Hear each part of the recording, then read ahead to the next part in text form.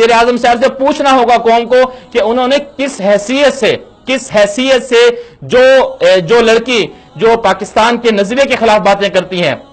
पाकिस्तान के इदारे के खिलाफ बातें करती हैं और इस्लाम मुखालिफ ऐसे ऐसे नजरियात बयान करती है, और जिस औरत की किताब लिखने वाली है उसके साथ मदद करने वाली वो खातून है जिसने पाकिस्तान के खिलाफ जो है ऐसे ऐसे गुमराह कुन मज़ामीन लिखे बाहर के अखबारों में, उस लड़की को वजीर आजम साहब आपने किस हैसियत से प्राइम मिनिस्टर हाउस में इनवाइट किया और उसको प्रोटोकॉल दिया? ये प्राइम मिनिस्टर हाउस आपकी जाती जायदाद नहीं है, ये प्राइम मिनिस्टर हाउस आपने अपनी जेब से अपने पैसों से नहीं बनाया, इसमें जो आप खर्चा कर रहे हैं अपनी जेब से नहीं कर रहे, बल्कि ये कौम का पैसा है, बल्कि ये पाकिस्तान के अवाम का पैसा है। पाकिस्तान के लोग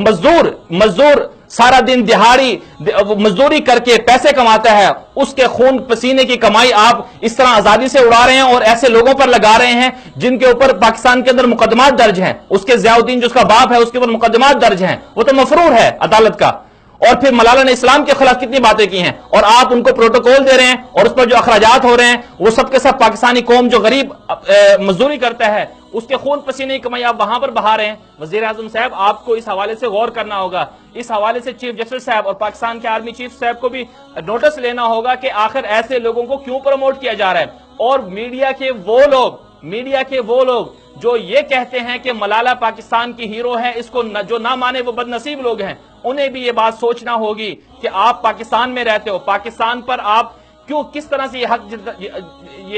हक जितलाते हो कि सिर्फ आप ही पाकिस्तानी हो, जो लोग असल हकाइक बताएं मलाला के हवाले से वो पाकिस्तानी नहीं है। आपको किसने ये इख्तियार दिया कि आप ये बातें कहें कि सिर्फ और सिर्फ जो है मलाला को मानने वाले ही दरअसल सही लोग हैं, एजुकेटेड लोग हैं, वरना जो मलाला पर एतराज करते हैं वो अनएजुकेटेड हैं, वो शिद्दत पसंद हैं। ये फैसले करने के इख्तियार आपको किसने दिया? तो नाज़रीन किराम, इन सब चीजों पर हमें गौर करना होगा। अगर आज हमने ये स्टैंड ना लिया तो हमारे खिलाफ वतन अजीज पाकिस्तान की दिफाई और नजरियाती सरहदों के खिलाफ हमले होते रहेंगे, साजिशें होती रहेंगी। पाकिस्तान को बदनाम करने के लिए सब लॉबिंग की जा रही है कि किस तरह से पाकिस्तान की एटमी कुव्वत छीन ली जाए और पाकिस्तान को नक्शे से मिटा दिया जाए।